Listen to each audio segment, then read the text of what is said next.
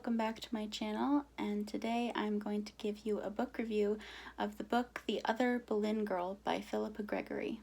I'm really showing my dedication to this video because I didn't want to make a video where I'm breaking out everywhere, and when it's this hot I just put in my air conditioner and I turned it off so that we'd have decent audio for this video, so I hope you like it. I realized last night that I have very few book reviews on my channel when I really wanted to make this channel about books and writing.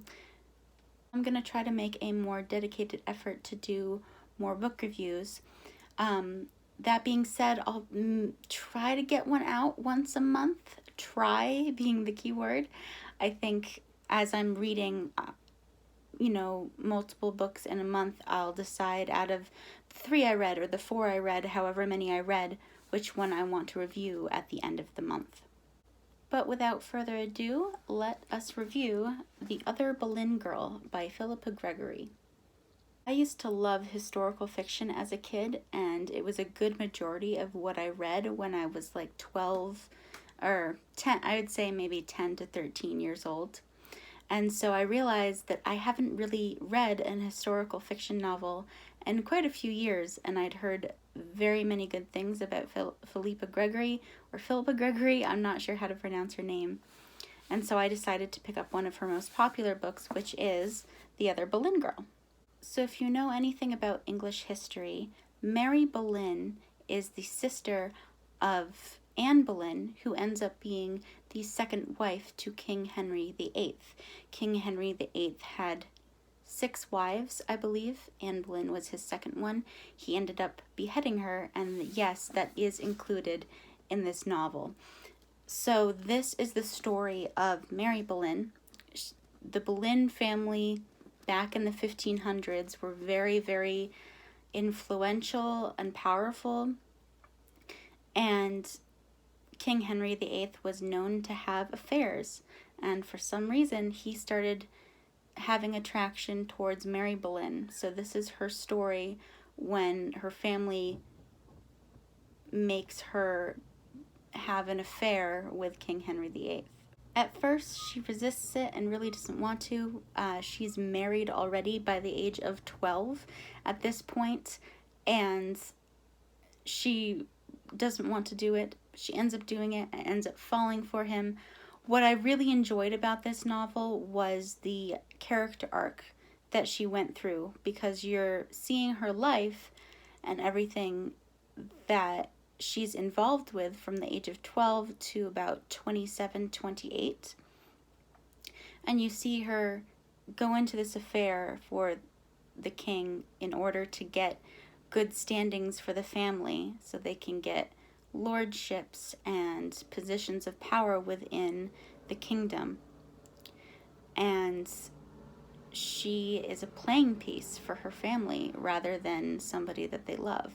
There's actually an interview with the author in the back of the book where she talks about researching the subject and creating the characters and making them believable. And she definitely points out that the events in the book are accurate, whereas she's the one taking creative liberties and creating the emotions and feelings. But she did a damn good job of making me sympathetic for this young girl that is put through so much by her family in order to make the family look better. If you get invested in books like I do, there were really emotional parts where she gets put through so much by the king, by her father, by her uncle, by her mother, and you just feel so bad for her because she's so young. She has 2 children by Henry VIII, a boy named Henry and a girl named Catherine. Again, I would have to read if those were the actual children that she had, or if that was just for the story. I think that they did actually exist, however. And just some of the things that she had to go through. Again, I know I keep putting on that. There's apparently this ritual done for royalty and the mistresses of royalty, as Mary was, where when you're going to give birth within the month or something like that, they completely isolated her in a room. Just like they cut off the sunlight, they cut off pretty much all visitors, and she just had to lie in bed until she gave birth to the baby. And I'm just thinking to myself how just unhealthy that is for the mother, for the child, for like everyone involved. I was like, oh my God.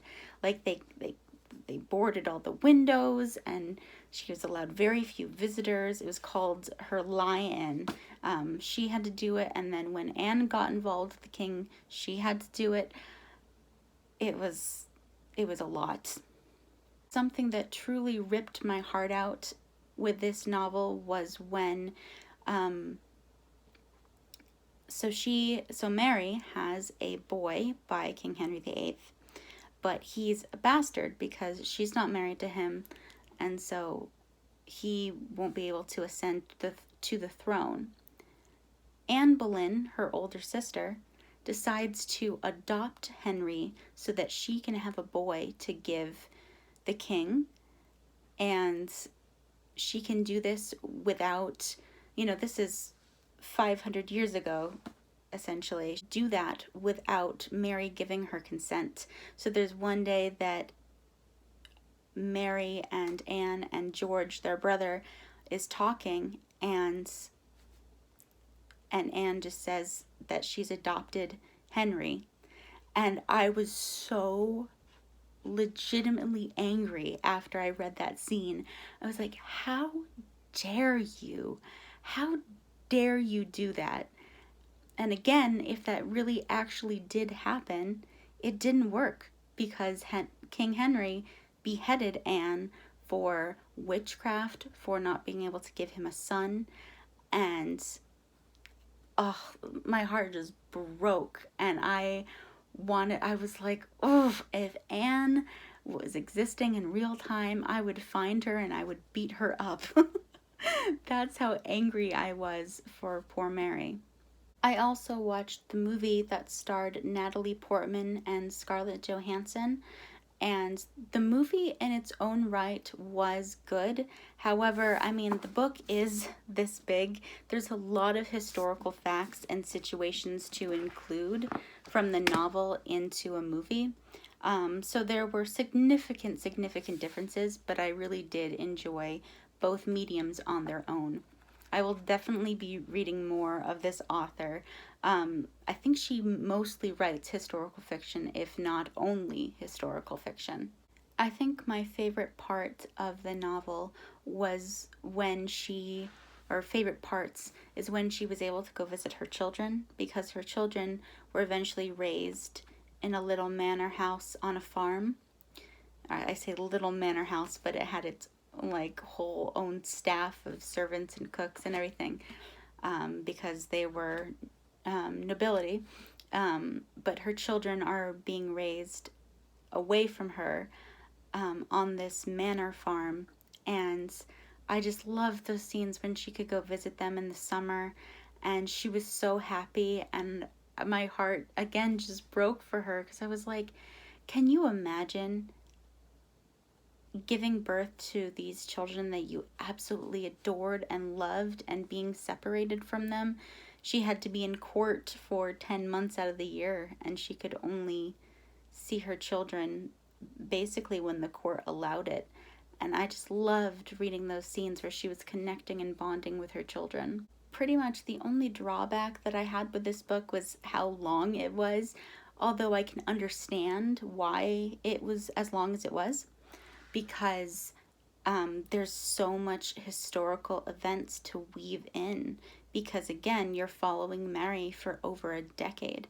So there's just so much to include, and you have to make sure you include it authentically and realistically to the time.